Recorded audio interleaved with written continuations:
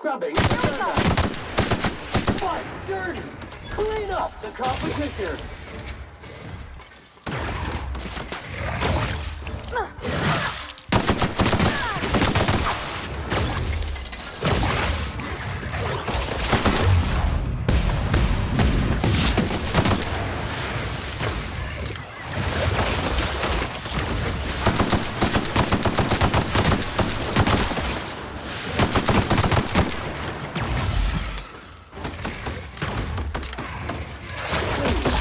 Complete.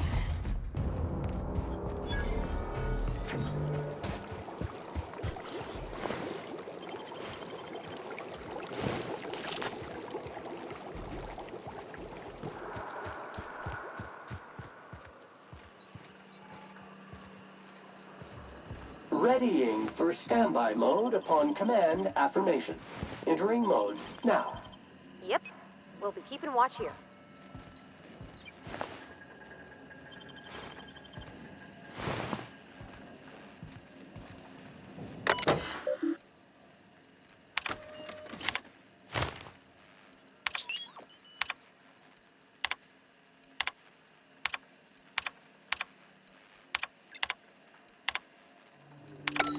Hello, my name is Jen. I'm the chief engineer on the gunship, and I'd like to let the record show that our captain is Hull Head. I told him again and again that without fixing our regulators, spinning up the engines are going to blow through our coils and we'll go flying off in a completely random direction. Well, here we are. Thinking we'll hit soil in about 30 seconds. This is your chief engineer signing off. Probably. Interesting. This middle finger is holding up because I'm moving it as hard as I can.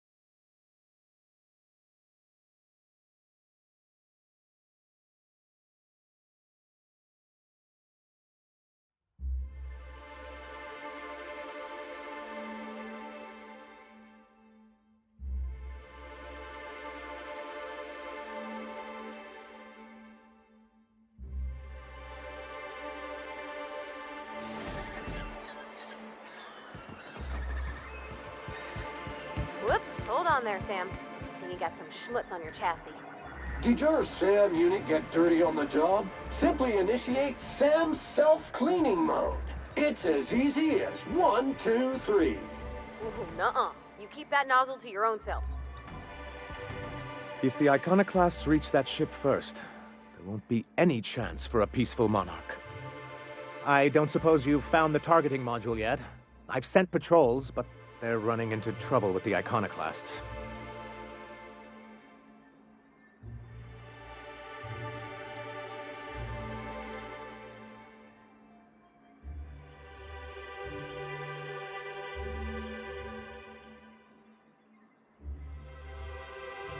That's surprising. The board's equipment is usually in top shape. After all, they have first access to any fresh parts or components.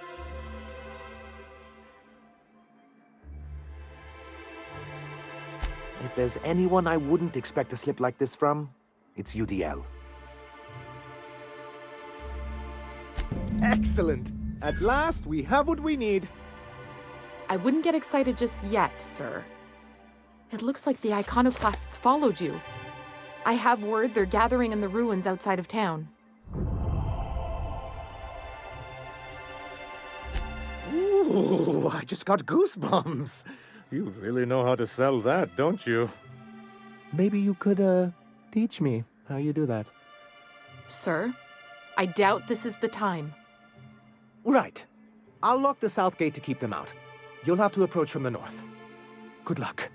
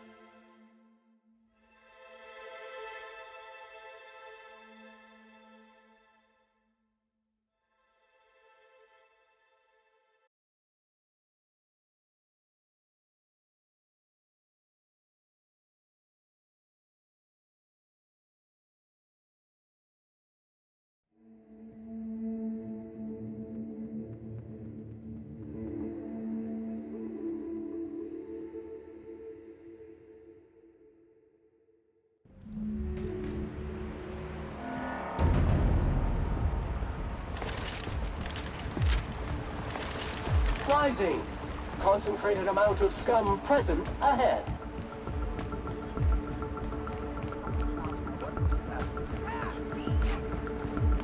Here we go! Force detected.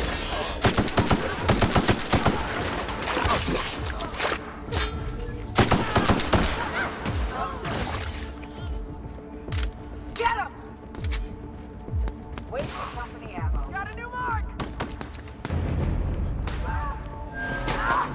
This area has been sanitized.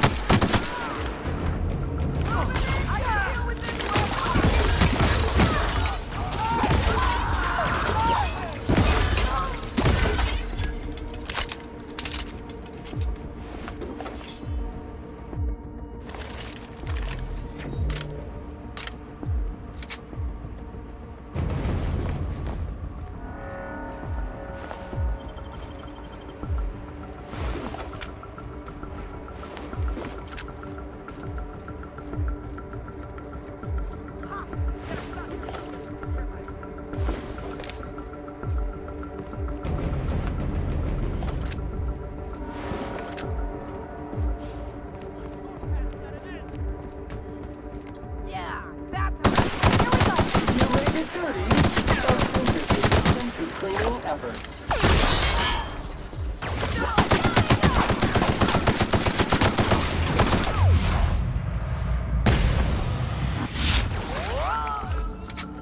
Resuming passive mode.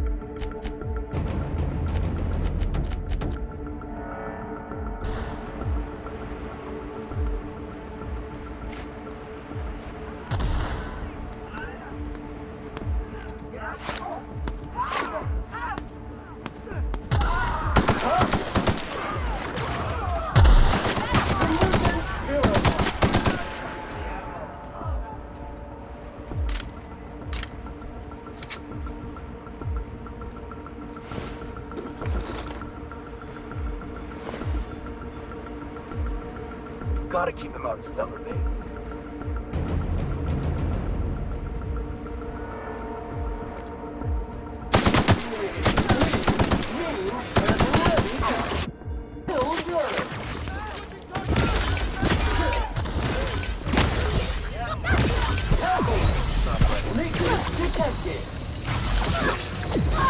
Sam units never lay down on the job.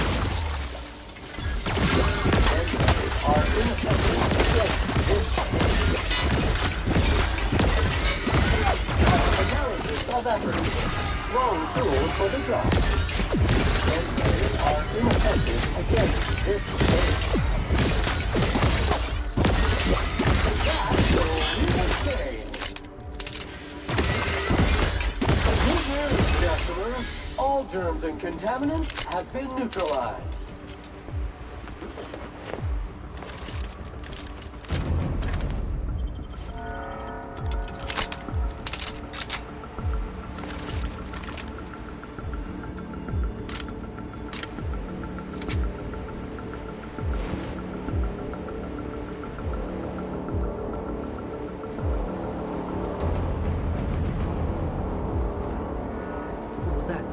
Caution! Sam cleans it up.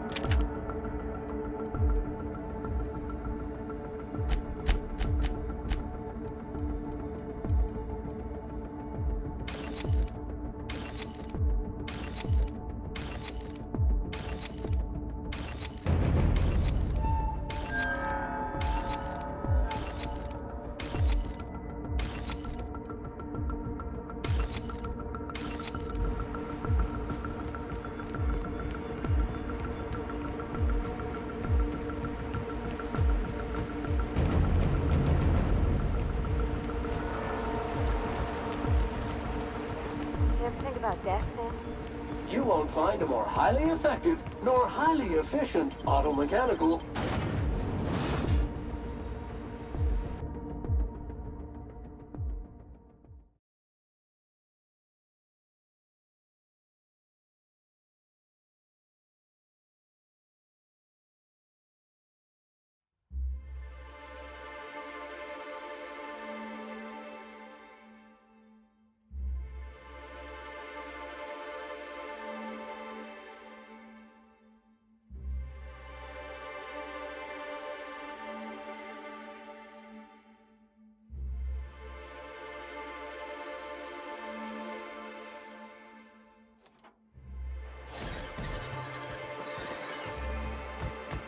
You been watering my plants, Sam? Cannot process the command watering. You're back! And in one piece. Does this mean I mean we, won? We did indeed, sir. I can't believe it! Not that I'm really surprised, but, well, maybe a little. You did it! I mean, we did it!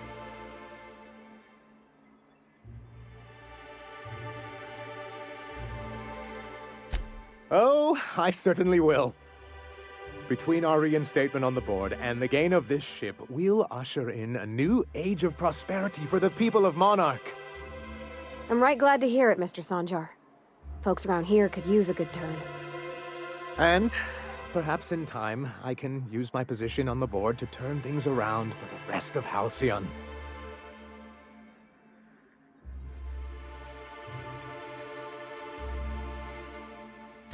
I shall. Perhaps I'll write you a brief. Anyhow, thank you. And good luck to you.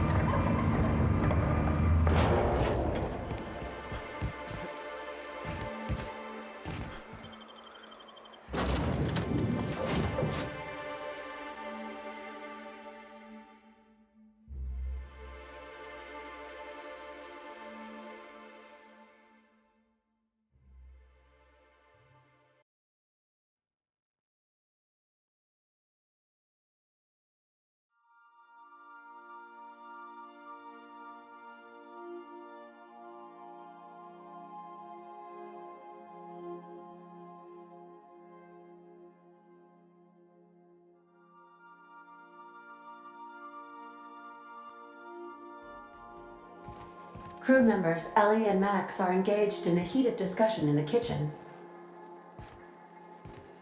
Captain, I hope you made the right decision by siding with MSI. Welcome back, Captain. How can I be of assistance?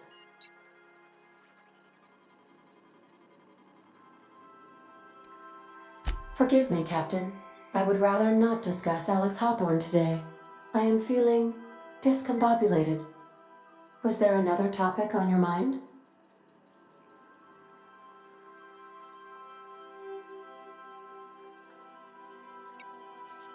No, I am sure I cannot feel emotions. The memory has merely disrupted one of my processors. Glitches can be quite uncomfortable. It was my fault he died.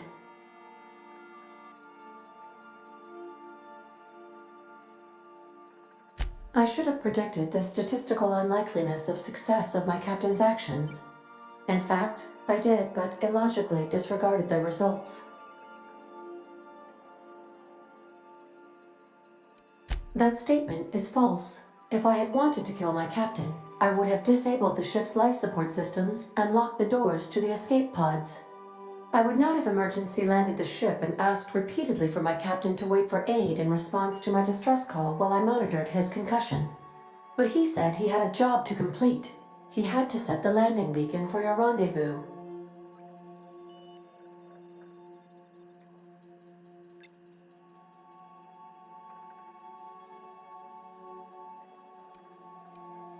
He asked me to trust him.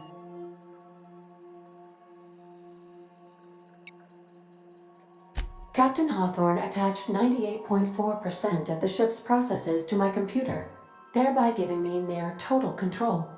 I have been programmed to deftly calculate navigation vectors through asteroid fields while also operating our ship's toasters. Alex also taught me the concept of a personality. He was quite delighted when I crafted one in order to better engage with him. It was basic in the beginning.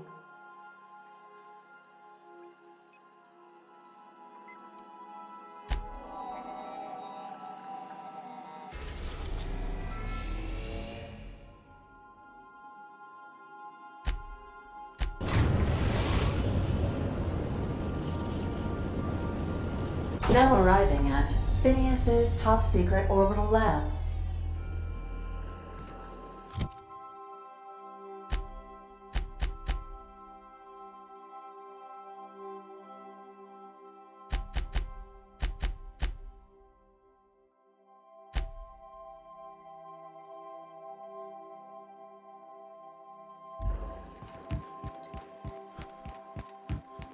I think I'll initiate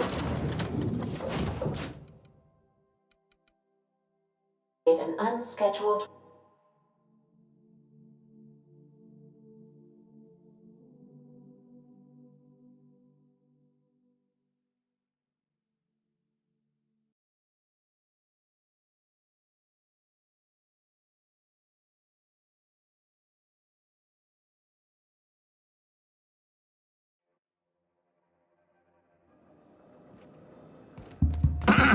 Hello? Can you hear me? Does this work? Oh, damn it! Blast, that's loud.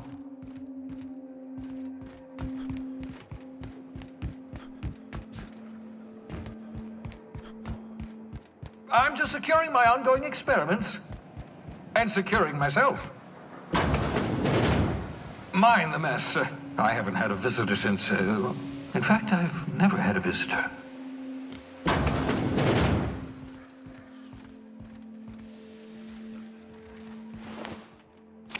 Cysty pigs make excellent test subjects. Also surprisingly nutritious.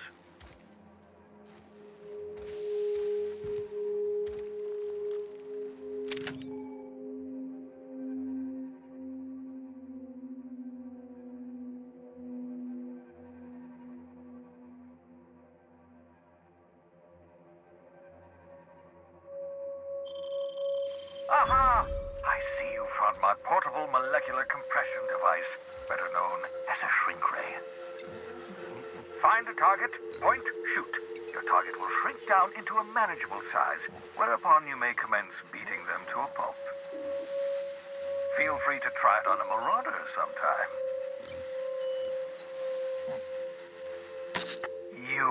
I'd clap you on the shoulder if I weren't behind a wall of bulletproof glass. I don't know how you did it, but Hiram Blythe just sent me everything I needed. According to Hiram's message, Minister Clark has ordered a suspicious amount of dimethyl sulfoxide. It's almost as if he's hoarding the colony's remaining supply. Typical elitist, hoarding supplies during a time of scarcity. Once I have those chemicals, we can revive the Hope's colonists and put some decent people in charge. So, good news. You're going to Byzantium and stealing those chemicals. Exciting.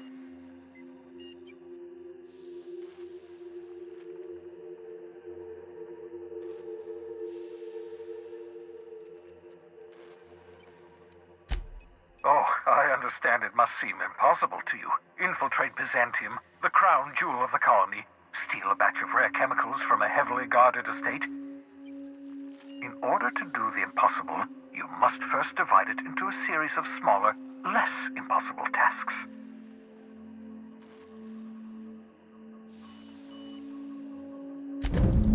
Ah, yes, the details. I'm not about to ask you to rampage through Byzantium trading bullets with the board's agents. We'll have to resort to subterfuge. Carmen Imagawa. She's my contact in Byzantium. Meet her at the docks. She'll have all the necessary intelligence you require. I'm giving you my old nav key to Byzantium. You'll need it to land in the Golden City. Remember, you're looking for dimethyl sulfoxide. Big green bubbling vessel with a warning label. I'll take as much as you can find.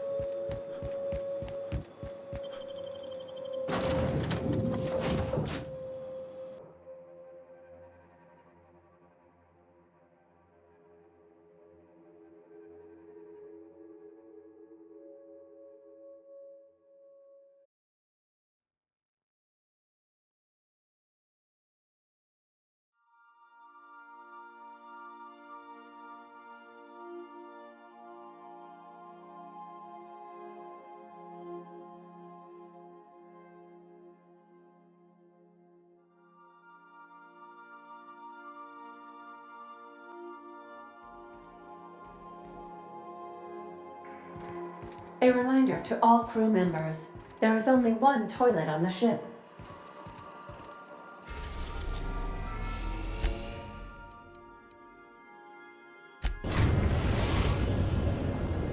We are now in orbit above Byzantium, Captain.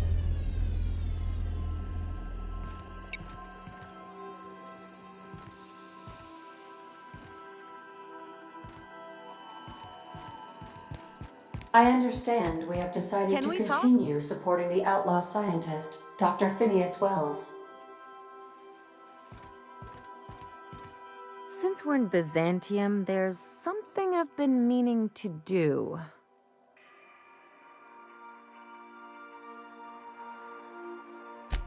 I haven't actually talked to my folks in a while. Shocking, right? Anyway, it's probably about time I paid them a visit. Given the dangerous life I lead, they've got to be worried sick.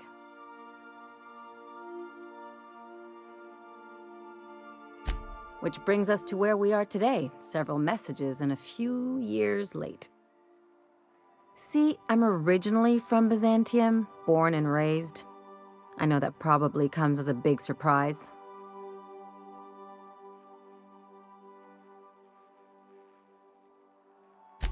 Yeah, exactly.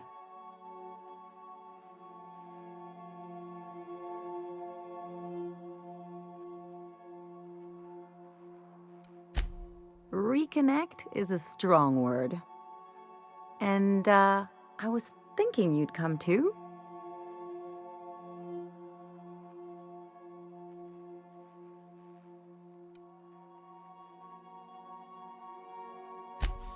Because it would be fun?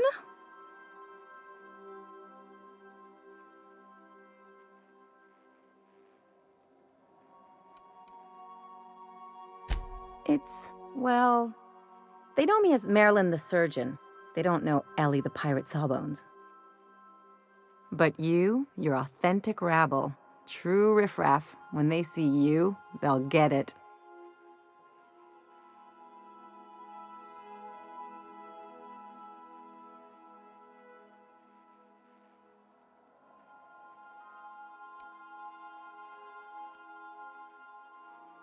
Come on, I didn't leave home and become a pirate because I enjoy making responsible decisions.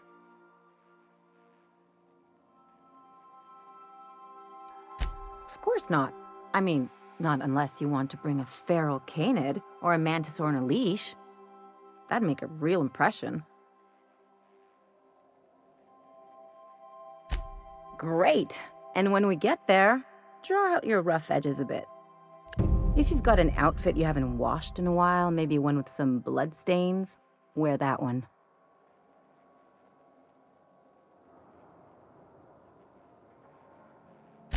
You're the boss. Anything else? I sure hope you negotiated for a raise with this Phineas guy.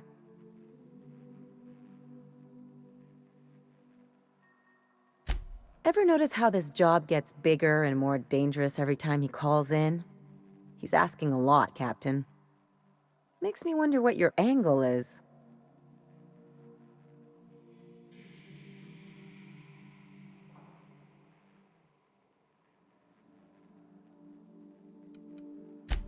Fair enough. But you should know he's not the only game in town.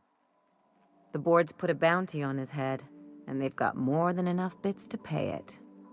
I've got no love for the corporations, but they know how to take care of their people. The ones at the top, anyway.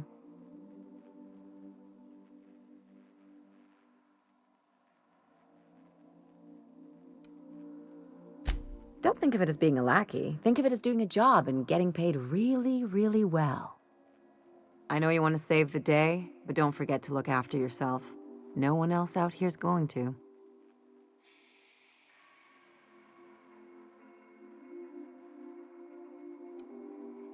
Hey, don't get any ideas.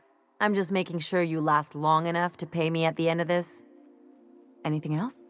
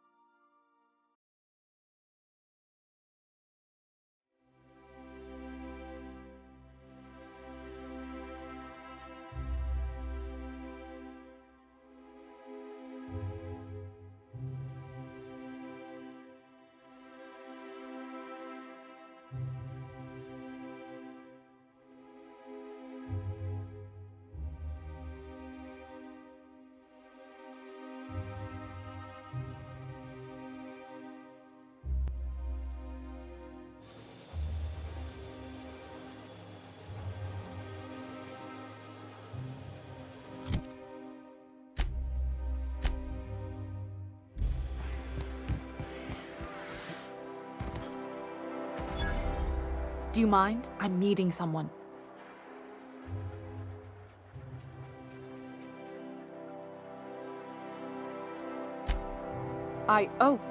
Oh, you mean I'm supposed to be meeting you?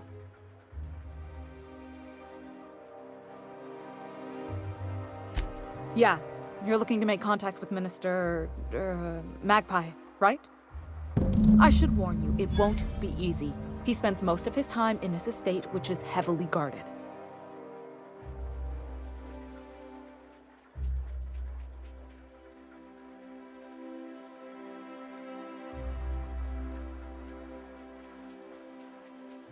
Whoa, I'm not one of your B&E specialists. I just provide intelligence.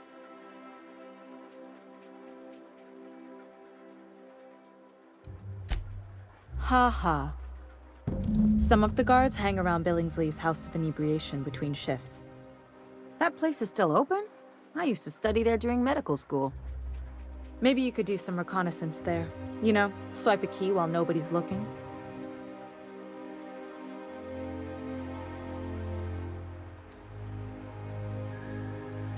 Just remember, you didn't hear it from me.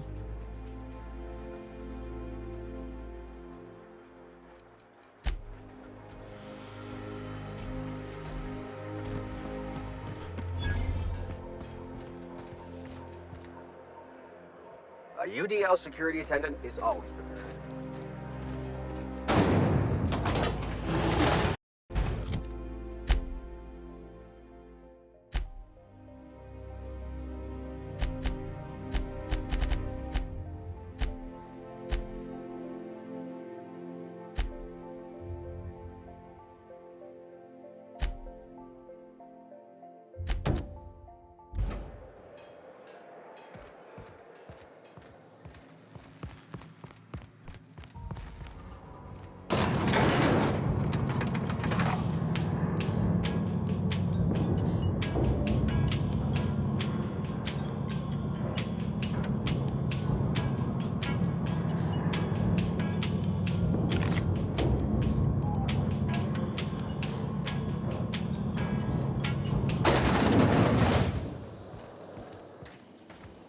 Why can't something... Anti-Cleo's antibiotics.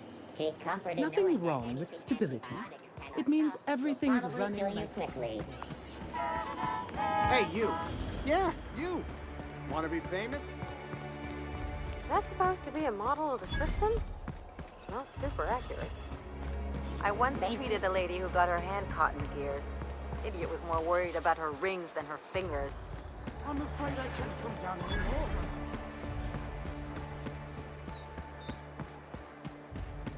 Rizzo's purple... How does this sound?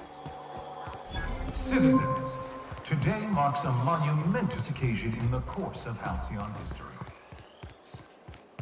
After a deep and thorough examination of our Sure, they look fancy, but inside, they're just marble and existential emptiness. success report, There's my parents' place.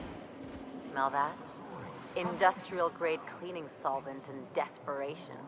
Halcyon is healthier and more productive than ever. In the coming months,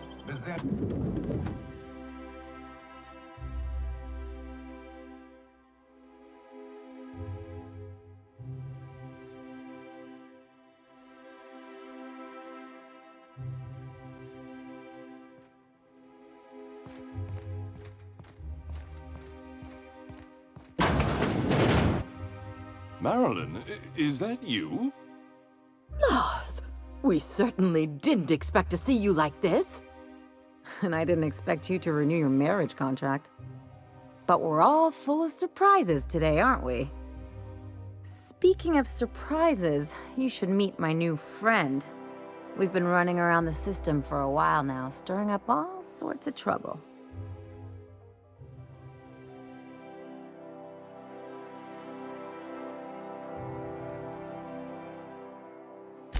There you go again, Captain. Always menacing polite society. Anyway, you're probably wondering where I've been all this time.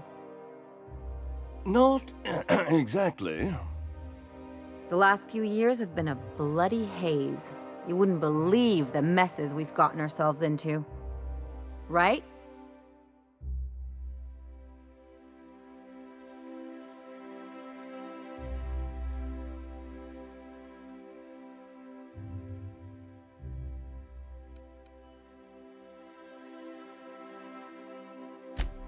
Yep, we're a pair of disgraceful lowlifes.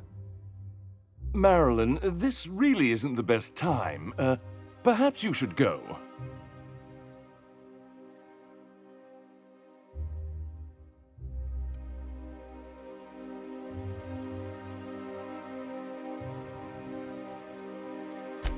That means it's getting fun.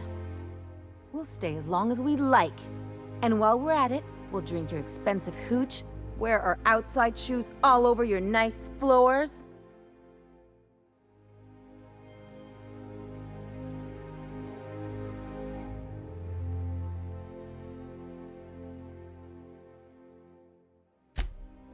He's right. Since when can you afford authentic Terran marble? That's what we've been trying to tell you, dear, but you must understand, we hadn't heard from you in ages. We thought you were dead.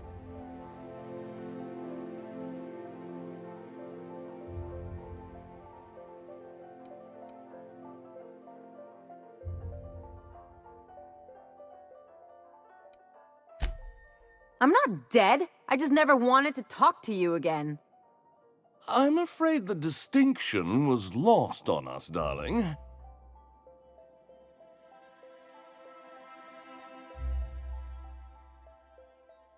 We only did what any grieving parents in our position would do. We collected on your life insurance policy. And the payouts have been rather, substantial. You what?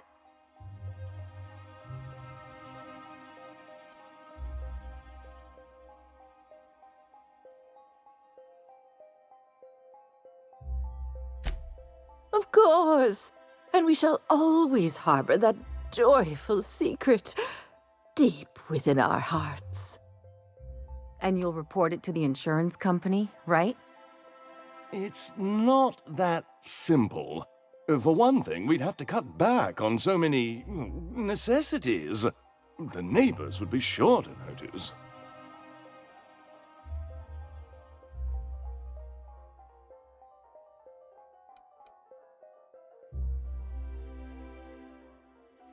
That's the other problem. We had to explain your disappearance somehow. We couldn't very well tell people you'd run off to become a miscreant, could we?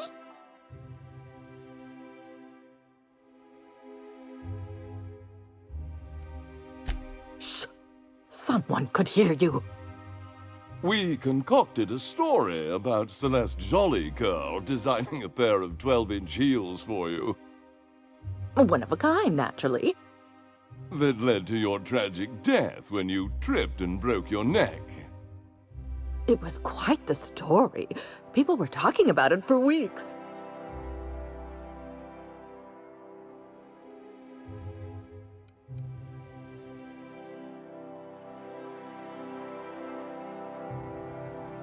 Hey! You're supposed to be on my side. Couldn't you have at least made up a better story? Something with pirates or raptidons?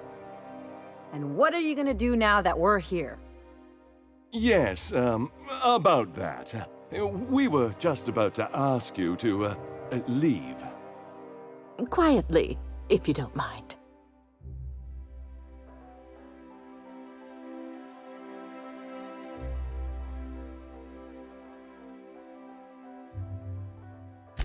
She hasn't changed a bit, I see. That's it? You just want us to disappear now? Marilyn, please. Don't cause a scene.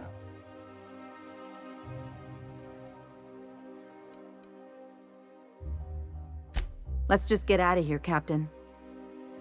Fine. I'm gone. Forever this time.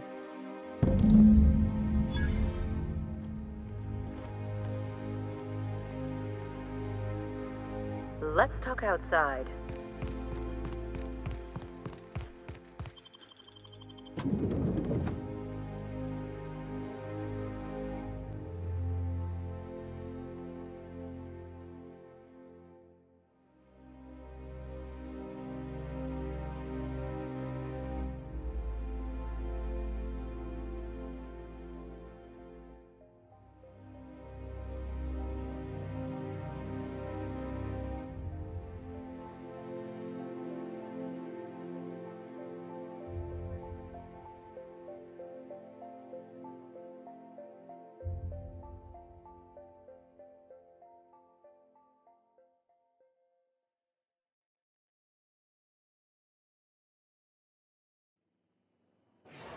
I need a word.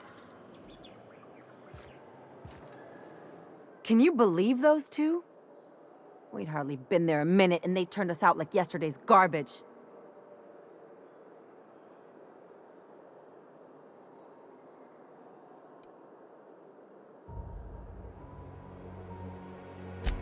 I thought they'd be scandalized.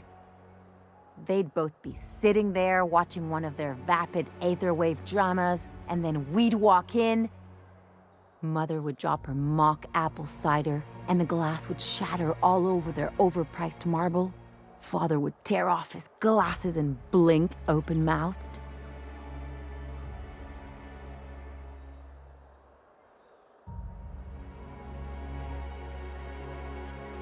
Shh, I'm getting to the good part.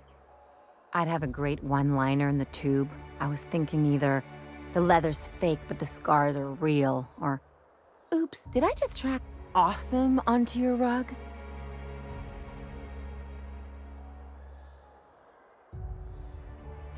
Yeah, I'm gonna use that one day. Now, getting back to my story. Father would throw his hands up, because this would be just like me, to come back and make a big scene. Then Mother would do the old, "You had us worried sick." Her eyes would be red and she'd have her fist in front of her mouth to stifle a sob.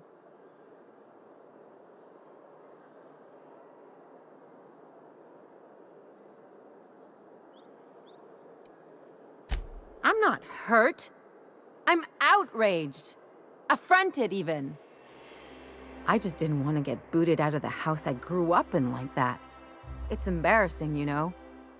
And I've got a reputation to maintain.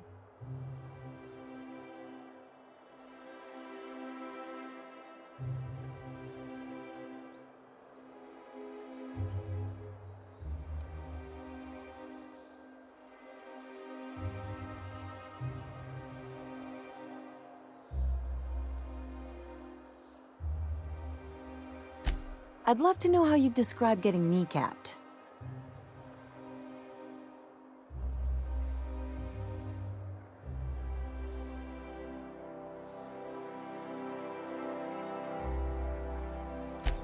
I know.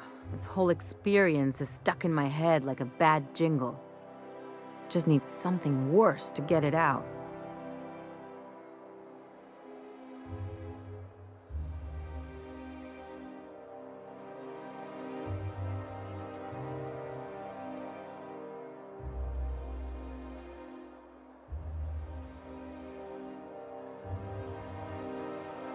You really know how to cheer a girl up, don't you?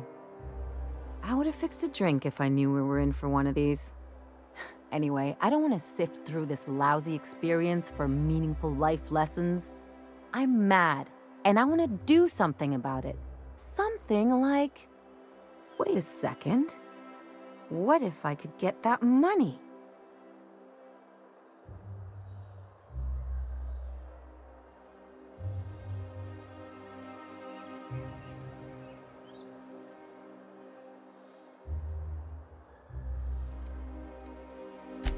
I could open a new account, designate that account holder as a sole beneficiary. All the payouts would go to me. I'll make money without doing a thing, and I'll get to cut them off.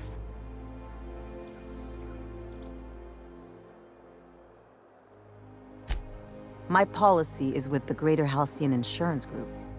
They have an office in Byzantium. Maybe you could use some of your people skills to help me set up a dummy beneficiary account. If that doesn't work, I'm sure we can find one of their terminals and do it ourselves.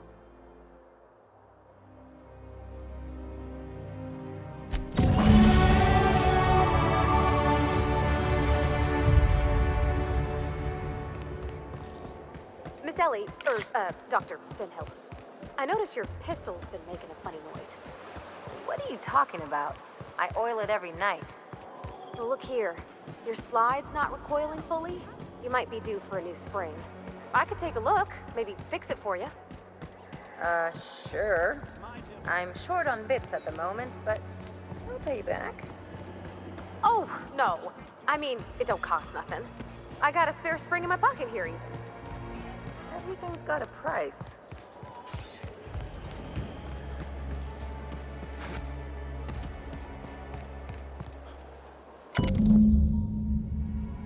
I guess we're going to Fallbrook.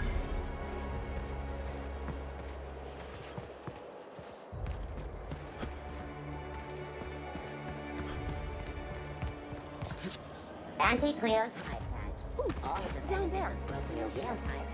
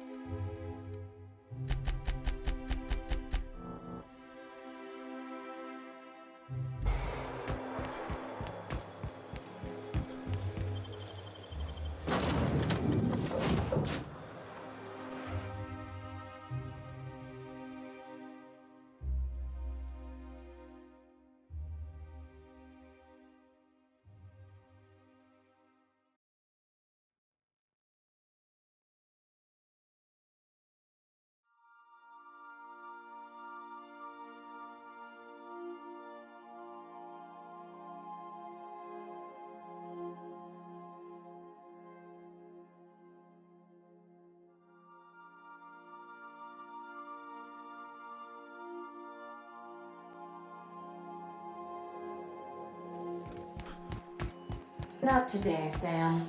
I am not in the mood for a deep clean. Oh, all right.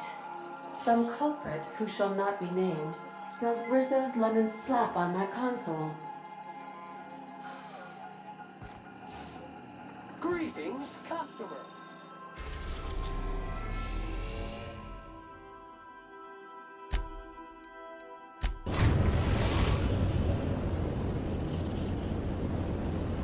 We're now in orbit above Stellar Bay, Captain.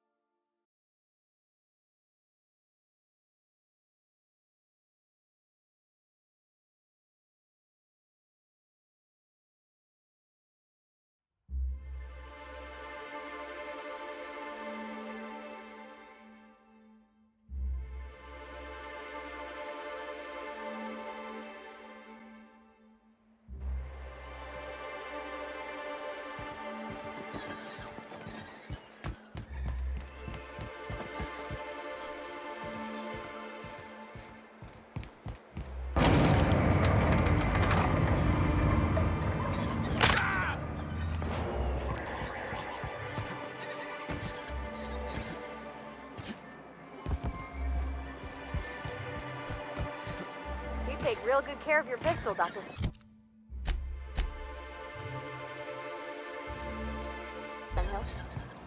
I oughta. Kept me alive this long. I mean,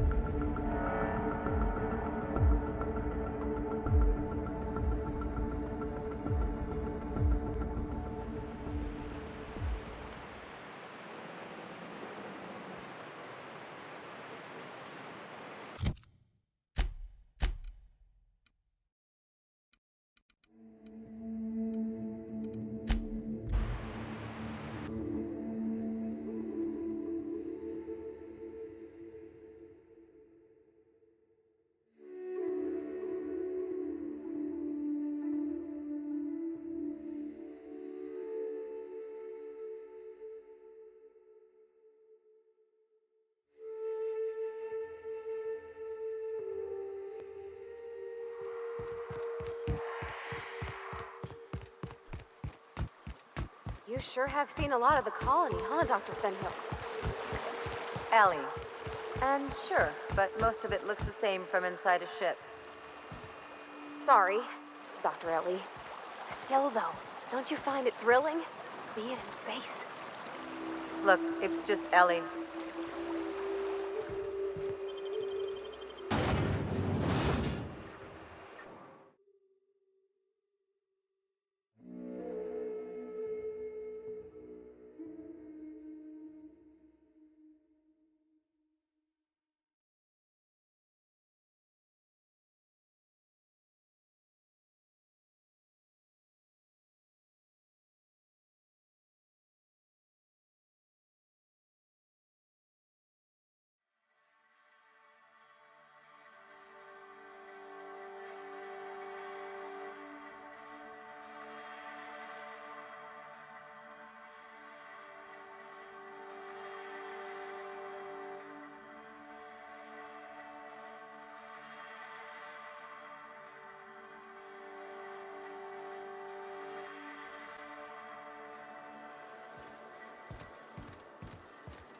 Sublight territory.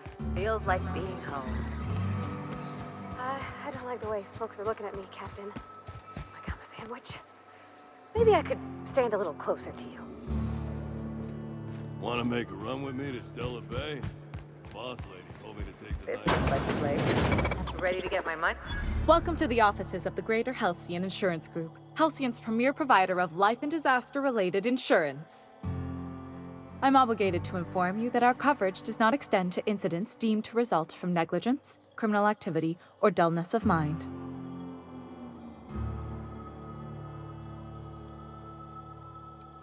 Some people, but no one in this office, I assure you, might call it stupidity.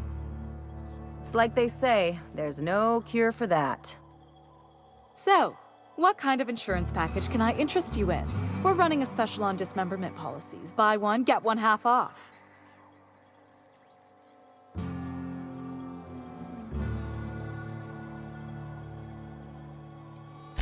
I remember that one. That's the young socialite who broke her neck, right? Of course, no one remembers me for the marauders I've killed or the bits I've stolen. Typical. That claim was airtight. Our best investigators couldn't find an exclusion for that one.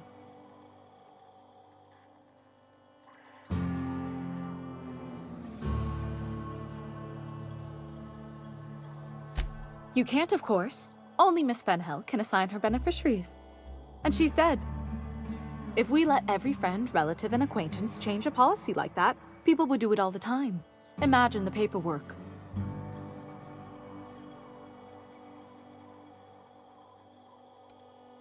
Of course she is. The paperwork says so. I like to think she's dead in spirit, but technically, legally, and regretfully, I'm still Marilyn Fenhill. That's impossible. By all accounts, she was an elegant and classy woman with impossibly fine bone structure. That couldn't possibly be you. That's gotta be the nicest thing anyone's said to me in a long while. Oh, you mean hypothetically? Well, hypothetically, you'd access the terminal in the back room that contains data on all our policies. And you'd theoretically add the beneficiary of your choice. But you wouldn't actually do that, of course. That would be fraud.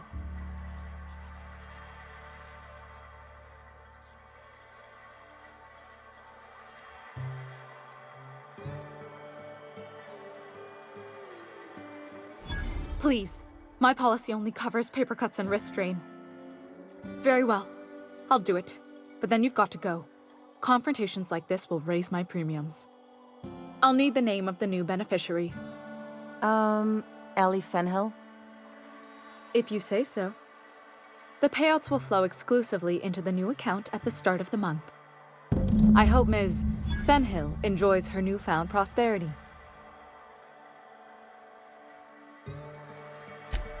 We gotta talk. You really did it. Give these payouts a few years and I'll be rolling in it. I've never been prouder to stand back and watch someone else work. I'm just glad my folks aren't gonna live off that awful story they made up. Maybe now they'll have to go back to real jobs.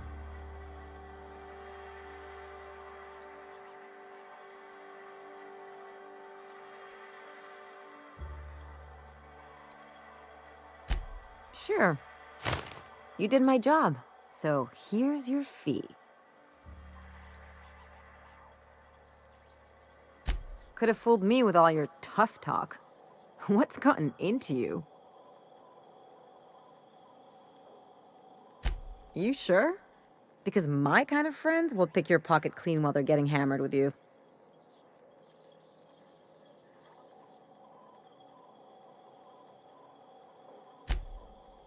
Yeah, I'm not trying to get all mushy or anything. Still, maybe you've got a point. Maybe it's good to watch someone's back now and then so that one day they watch yours. So, you just keep the money. One of us has to look out for your interests.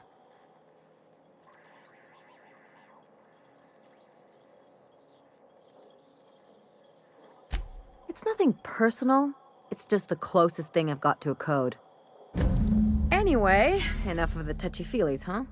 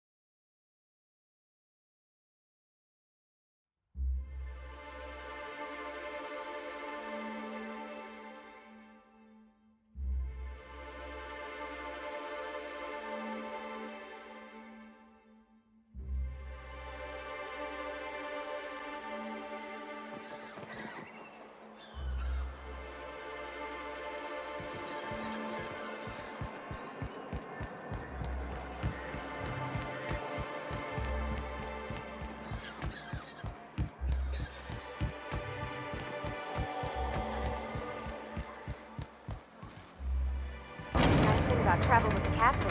We meet all sorts of new people. Sure, best part is when they pay us.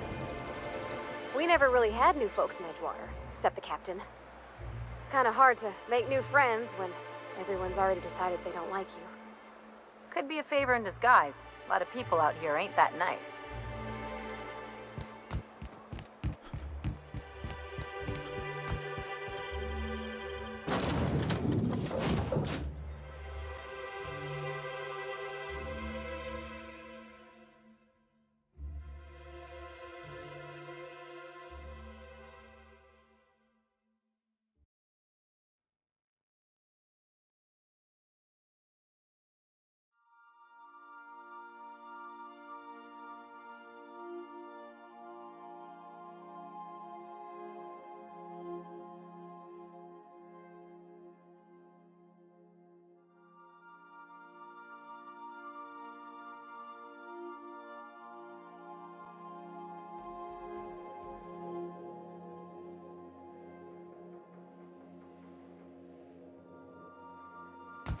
A reminder to all crew members, there is only one toilet on the ship.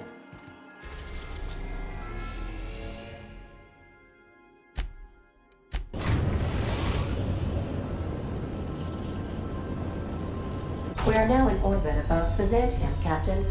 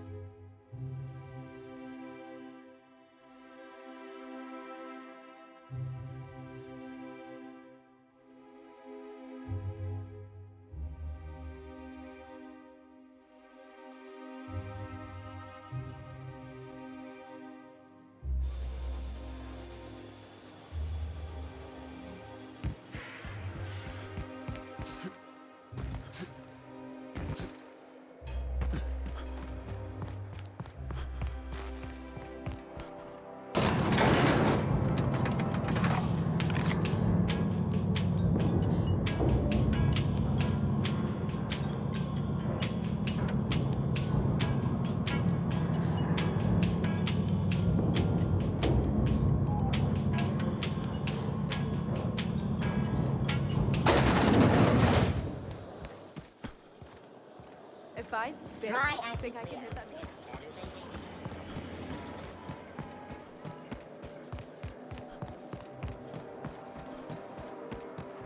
That episode from a few weeks ago was Spacer's Choice Free Sliced Bread.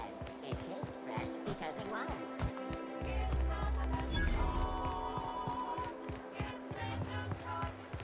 I've always loved that sculpture. You, with the hips. Over here. Let me take a closer look at you. Don't speak. Hold that posture for a moment while I admire you. You have a natural contrapposto, my dear. The way you rest your weight against your hip suggests a certain rugged charisma possessed only by the mighty primal and the well-traveled spacer. Splendid. I love it.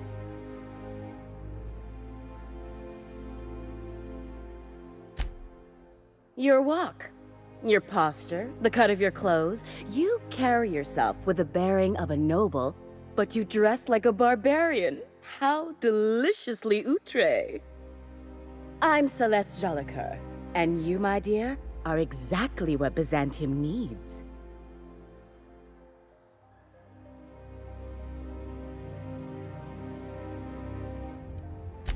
I'm an artist, darling, not a tweed merchant. I don't sell things. I pollinate the world with art. I'm working on a new line of clothing that will shock this city to its core, and I'd like your help. What do you say, my dear? Care to make history with me?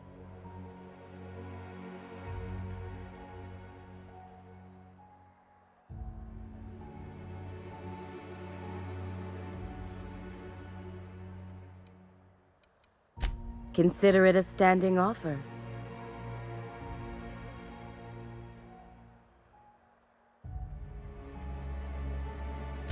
You don't gotta be so forward about my reasons, Captain. Let me get a good look at you. Turn around, please, darling. My word, such muscular shoulders. You're a vision, dear. I am no such thing, ma'am. Nonsense, you're absolutely lovely. Chin up now. I have just the thing for you. Let me do a back-of-the-envelope calculation. Materials, labor, licensing and copyright. There.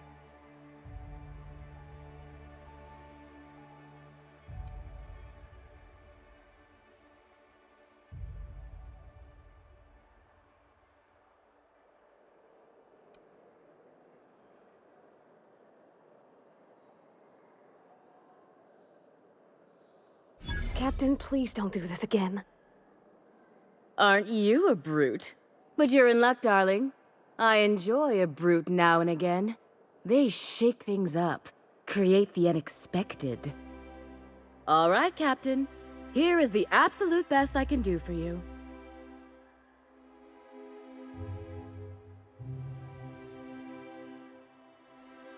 There are some things I simply cannot skimp on, darling. Such a lovely young lady deserves the best. Now stand back. Back! I'll enter the settings and get these machines spinning. You'll be broke to bespoke in merely an hour.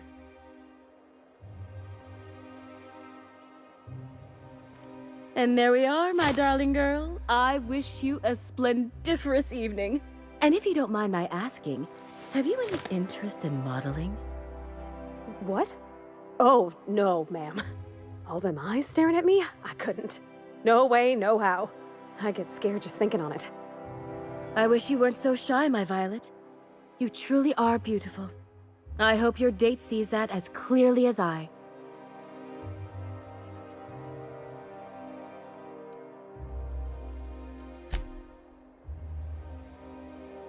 Oh, can you believe this outfit? It's so handsome, I'm almost afraid to touch it. Well, I guess that's everything then. After all this time, I just have to actually do it now. You know, there's a part Junlei's been looking for to fix up the air cyclers. They only carried them on big colony ships, like the Hope.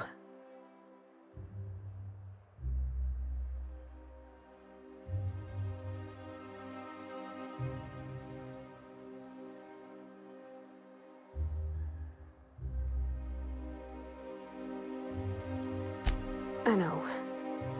For a while, it felt like everything I did was a little bit of help. And it meant I didn't have to ask her to be mine. Not yet. Not for real. Next time we dock with Groundbreaker, I'm doing it. I'll send June a message and ask her over.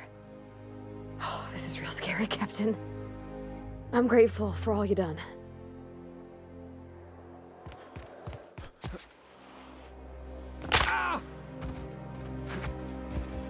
CNP near maple syrup. It's near this complete breakfast.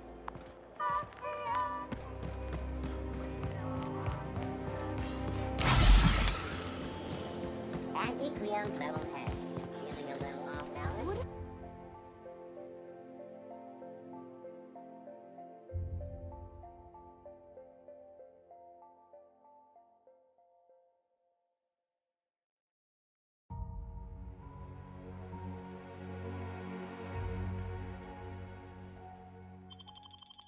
You need a level head.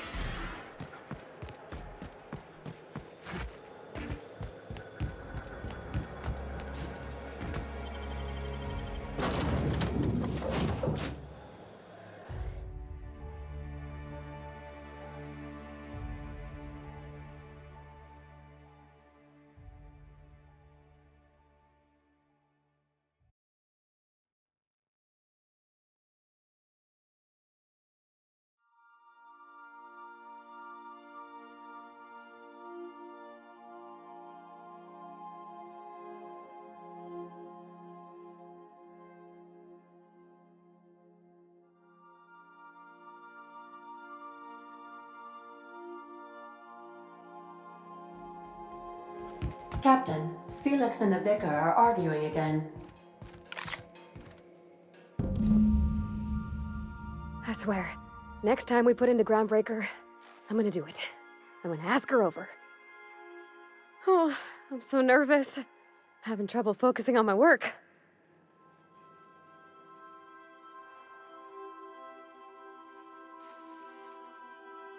Oh, you mean Sam? He's just the sweetest, ain't he? A real charmer, my dad'd say.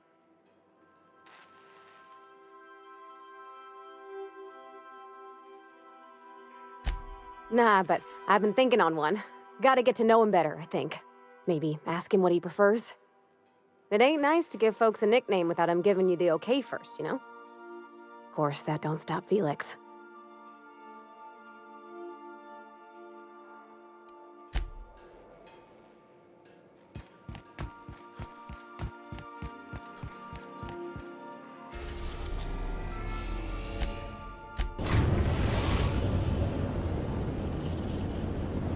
Destination reached. The Groundbreaker.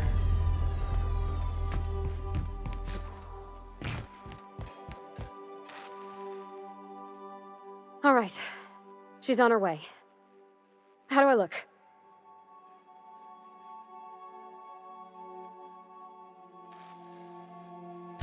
Oh, my hands have finally stopped shaking. All right. Deep breath. Here I go.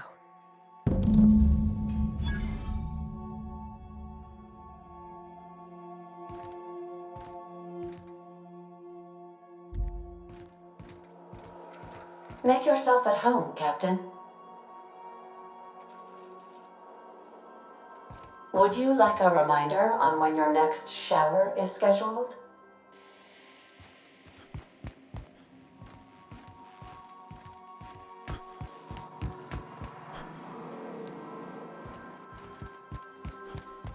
Anyhow, so I told him, Dad, I'm a big girl now. I ain't need your help.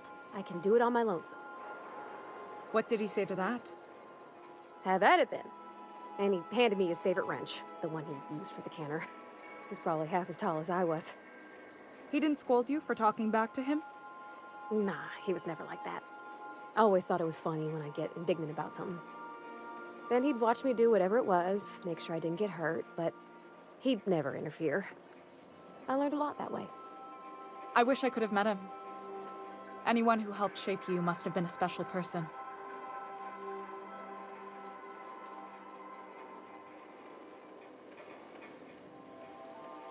I appreciate you making the time for this. My father and I were often at loggerheads. He had notions of how the station should be run, and I had others. He was fond of saying, "You think Groundbreaker pays for itself? Someone's got to cover the bills," when I chafed against his deference to the board. Sounds like he was afraid of him. He was, and he was right to be. Didn't mean I had to like it.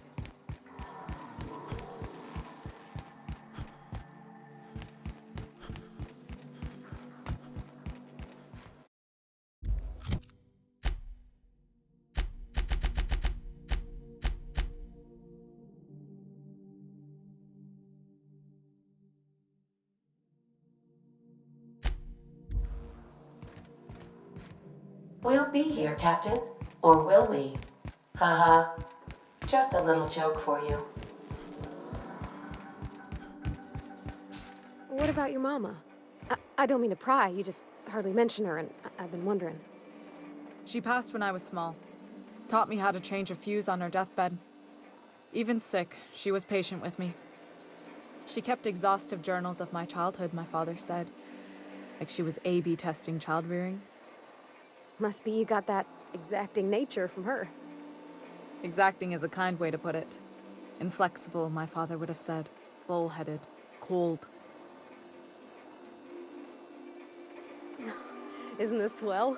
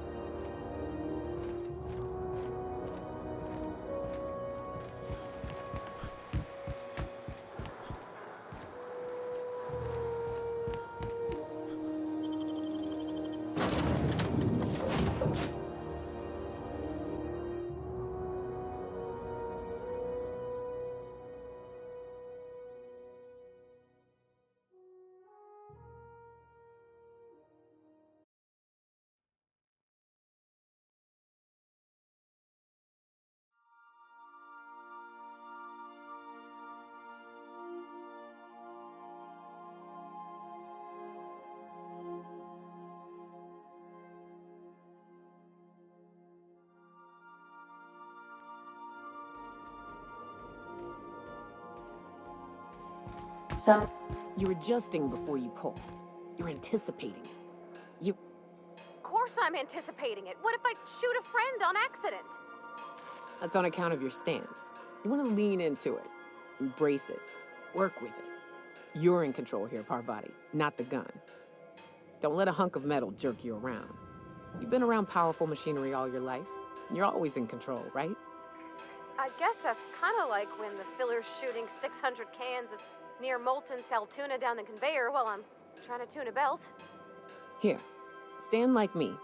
Just so. Hips square. Lean forward a little. It's just equipment. You're just an engineer using it. Ah! Okay. We'll try again later. You'll get it. I promise.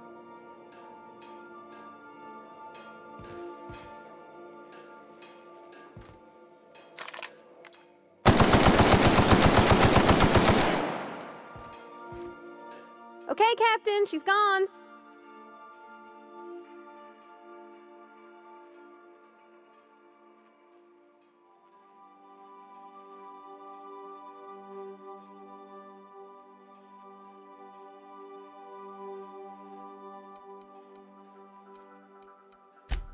I'm near about vibrating. I'm so excited. So she got here, and the first thing she said was, "Oh, you smell nice, like mock apples." And I was like, "Yeah, new soap." And then she just sort of touched my arm real gentle-like and called the cut of my outfit elegant. I couldn't hear the rest on account of my heart was beating so hard. Then I led her into the kitchen. I think she about cried when she saw the spread.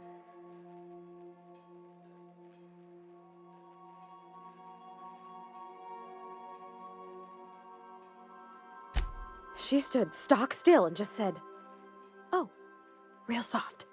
Oh, and let me tell you, I was sweating. And then she blinked and said, "Is that dustbat casserole?" I told her how we got Mr. Raymond to bake it for us, so it was double authentic. Made by a real live monarch person.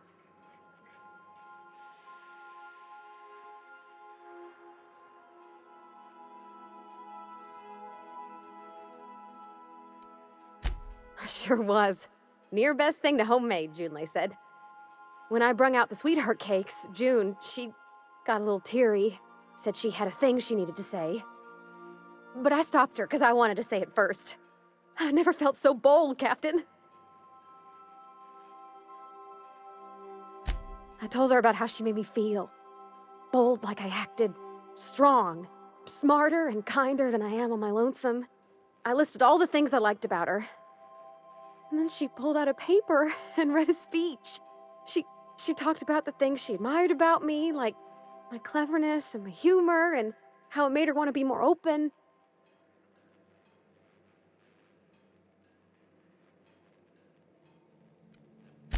She was worried she wouldn't get the words out right, especially after that message about Isabel. It's sweet. Anyhow, when she wrapped up, I asked her to be my girlfriend. And Captain, she said yes!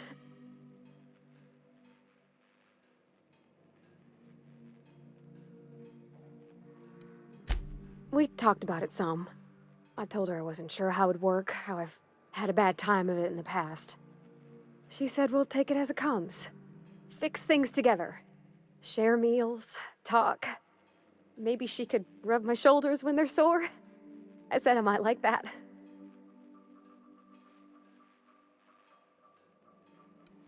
You got an eye for people, Captain. It's all on your account, you know. Imagine if you'd never taken me out of Edgewater. I'd have never met Junlei at all. I don't know nothing about the Vicar's capital P plan, but you've sure changed my life. So, if you don't mind, I'm just gonna head to my cabin and happy scream into my pillow for like an hour.